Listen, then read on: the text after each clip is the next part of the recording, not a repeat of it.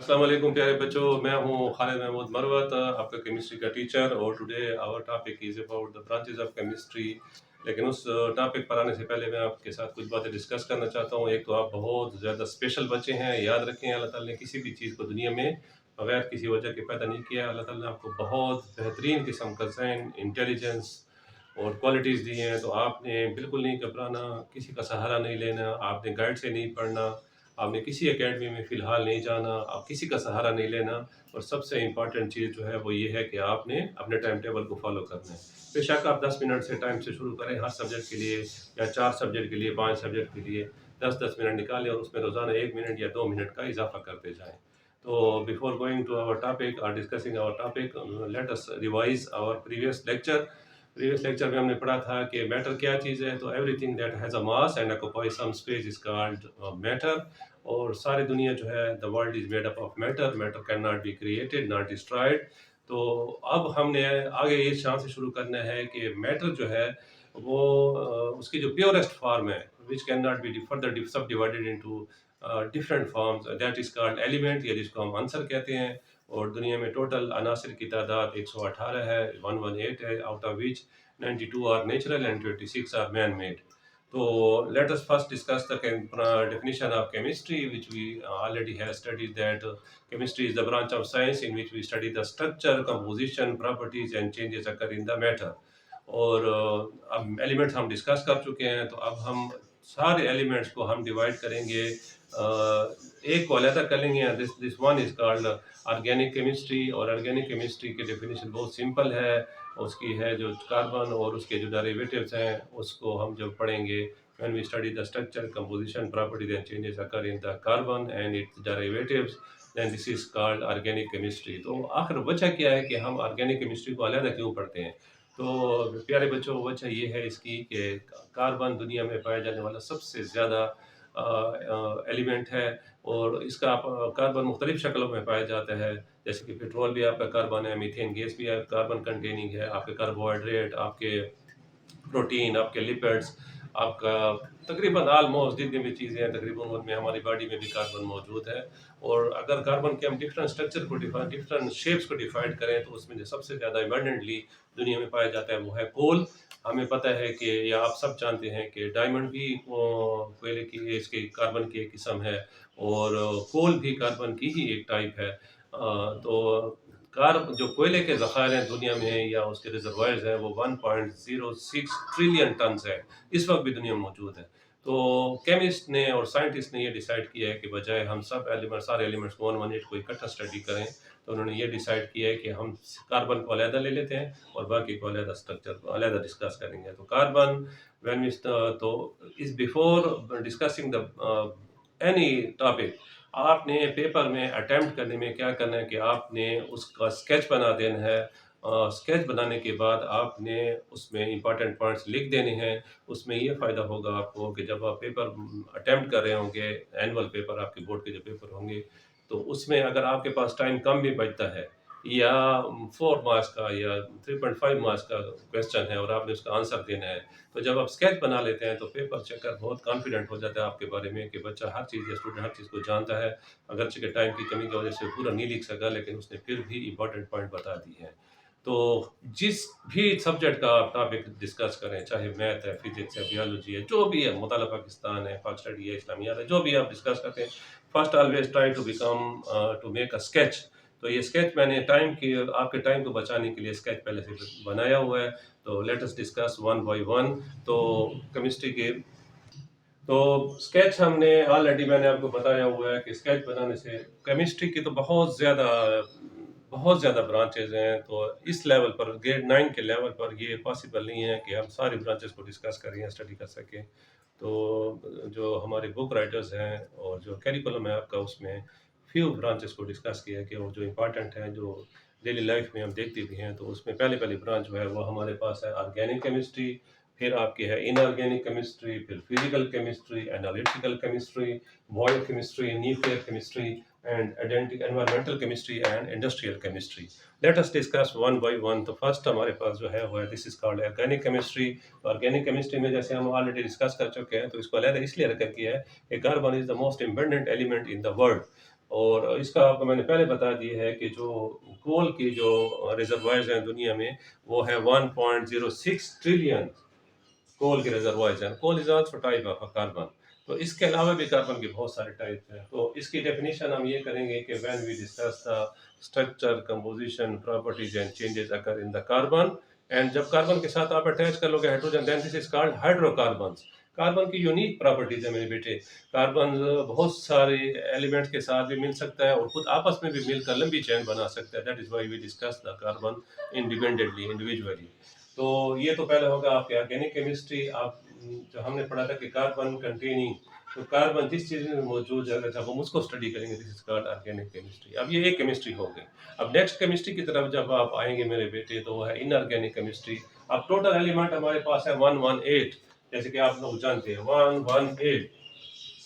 ये total elements हमारे पास मेरे बेटे, इसको आप करेंगे तो 92 जो है ये नेचुरल है, और जो 26 है हमारे पास ये है मैन मेड और लिबर्टी मेड, मैन मेड। तो ये 118 में से जस्ट हमने एक निकाल लिया, और that is called organic chemistry. उसमें सिर्फ हम कार्बन को पढ़ते हैं। तो बाकी इसके अलावा जितने भी एलिमेंट्स हैं 117, जब हम उसको पढ़ेंगे तो this is called inorganic chemistry. Now I will discuss it in the English. When we study the structure, composition, property and changes occur in all the element except carbon, तो this is called inorganic chemistry. तो except की spelling note कर ले मेरे बेटे, EXPECT, नहीं EXCEPT, accept. ये सिवाय, सिवाय कार्बन के जब हम सबको पढ़ लेंगे तो हम उसे कहेंगे कि ये हमारे पास है इनऑर्गेनिक केमिस्ट्री। अब आ जाते हैं मेरे बेटे फिजिकल केमिस्ट्री। तो फिजिकल केमिस्ट्री में जब हम फिजिकल प्रॉपर्टीज को पढ़ेंगे तो इसकी डेफिनेशन जो है उसको डिस्कस करने से पहले हम फिजिकल प्रॉपर्टी किसको कहते हैं। तो फिजिकल प्रॉपर्टी मेरे बेटे, जैसे तो आप लिखा हुआ है बोर्ड पर, आपके लिए ही लिखा हुआ है ताकि आप यहाँ से आसानी से पढ़ भी सको, लिख भी सको। Physical property mean a characteristic, कोई भी खासियत of a substance that can be measured without changing the identity of the substance. For example, अब physical properties में क्या क्या चीज़ें आ जाती हैं, तो इसमें बहुत सिंपल है आपके मेरे बेटे। पहले पहले आ जा रहा है कलर। जिस चीज़ को भी आप डिस्कस कर रहे हो, जिस चीज़ को भी आप अंडर स्टडी ऑब्जर्वेशन रखा हुआ है, उसको आपने कलर देखना है, विदाउट उसकी आइडेंटिटी को चेंज नहीं करेंगे। नेक्स्ट हमारे पास है डेंसिटी। डेंसिटी आप सबको पता है, mass per unit volume is called density, Urdu में इसको कसाफत कहते हैं। फिर आ जाएगा जनाब हार्डनेस, कि उसका हार्ड है, सॉफ्ट है, तो ये उसकी फिजिकल प्रॉपर्टी आ जाती है। नेक्स्ट हमारे पास है बॉइलिंग पॉइंट, जो कि लिक्विड के लिए और गैसेस के लिए इस्तेमाल करते हैं, और मेल्टिंग पॉइंट, जिसको मेल्ट करना, वो हम इस्तेमाल करते हैं सॉलिड्स के लिए। तो ये सारी फिजिकल प्रॉपर्टीज हैं। तो अब जो फिजिकल केमिस्ट्री की डेफिनेशन मेरे बेटे हमारे पास आ जाएगी, वो बहुत सिंपल है। Physical chemistry, when we study the relationship between the physical properties of a substance along with the chemical changes in them. अब फिजिकल प्रॉपर्टीज तो आपने देख लिया, अब केमिकल चेंजेस इसमें हम कैसे लाएंगे। तो केमिकल चेंजेस मेरे बेटे मैं आपको सिंपल एग्जांपल से समझा देता हूँ। दिस इज कॉल्ड शुगर या चीनी, जो हमारे आम माहौल में है। तो जब हम इसको डिस्कस करेंगे तो ये हम इसको देखते हैं, तो ये इसकी जो हार्डनेस है वो आपको पता है कि सॉलिड फॉर्म में है। फिर इसका कलर देखें आप, तो कलर इसका वाइट है। फिर आप इसकी हार्डनेस भी देख सकते हैं, फिर आप इसकी डेंसिटी भी मालूम कर सकते हैं। ये फिजिकल प्रॉपर्टी, स्मेल भी देख सकते हैं, टेस्ट भी कर सकते हैं, ये सारे फिजिकल प्रॉपर्टीज हैं मेरे बेटे। लेकिन जब हम इसको चेंज कर लेंगे, किसी भी चीज़ में हम जब इसको डाल लेंगे मेरे बेटे, तो इसकी वो जो अब केमिकल चेंजेस शुरू आ जाए। केमिकल चेंजेस का मतलब है कि मॉलिक्यूल मॉलिक्यूल के साथ आपस में, या एटम एटम के साथ मिल रहे होते हैं। तो let us take this sugar, और इसको हमने अब दूध में मिला दिया। जब दूध में मिला लेंगे इसको बेटा, जब इसको हमने सॉल्व कर लिया, तो अब ये इसमें केमिकल चेंजेस आ गए। अब इसका टेस्ट भी चेंज हो गया, क्योंकि इसके साथ मिल्क शामिल हो गया साथ, और इसका कलर भी ऑलमोस्ट चेंज हो गया, इसकी स्मेल भी चेंज हो जाएगी, इसकी हार्डनेस, इसकी हर चीज़ चेंज हो जाएगी। तो हमने दो बातें डिस्कस की हैं, फिजिकल प्रॉपर्टीज़ और केमिकल चेंजेस। जब हम केमिस्ट्री में उसको डिस्कस करेंगे, this is called physical chemistry. तो ये हमारे पास हो गया फिजिकल केमिस्ट्री। ये सारी ब्रांचेज है मेरे बेटे। जब आप हायर लेवल में जाओगे केमिस्ट्री में, तो आप डिस्कस कर सकते हो, आप इसमें से जो भी ब्रांच लेना चाहो, आप उसमें मास्टर भी कर सकते हो, आप उसमें बीएस भी कर सकते हो, आप उसमें एमफिल, पीएचडी और पोस्ट डॉक भी कर सकते हो। नेक्स्ट हमारे पास है मेरे बेटे एनालिटिकल केमिस्ट्री। बड़ी ज़बरदस्त केमिस्ट्री है। इसमें हम क्वालिटी और क्वांटिटी को डिस्कस करते हैं, किसी भी मैटर की क्वांटिटी और क्वालिटी। तो फॉर एग्जांपल हम देते हैं कि आपकी अम्मी अगर आपको कहती कि जाकर बाज़ार से हमारे यहाँ तो किलो के हिसाब से मिला 1 किलोग्राम दूध लें, और जब पंजाब में या और पाकिस्तान में वो कहते हैं कि 1 लीटर दूध लेकर आएँ। तो जब आप दूध लेने चाहते हैं तो आप फॉर एग्ज़ाम्पल उसको अगर 150 रुपीज़ देते हैं पर केजी के, तो 2 बातों का आपने ख़्याल रखना होता है। एक ये होता है कि दूध जो है वो मिल्क जो है वो अच्छा होना चाहिए, उसमें पानी की मिकदार ना हो, ख़ालिस तरीन दूध आप लेने की कोशिश करोगे। ख़ालिस के साथ-साथ, प्योर के साथ-साथ आप ये कोशिश करोगे मेरे बेटे कि आपको जो दूध दिया जाए उसकी मिकदार भी पूरी हो। यानी कि अगर 1 लीटर है तो उसमें 100 एमएल ही 1 लीटर ही मौजूद हो।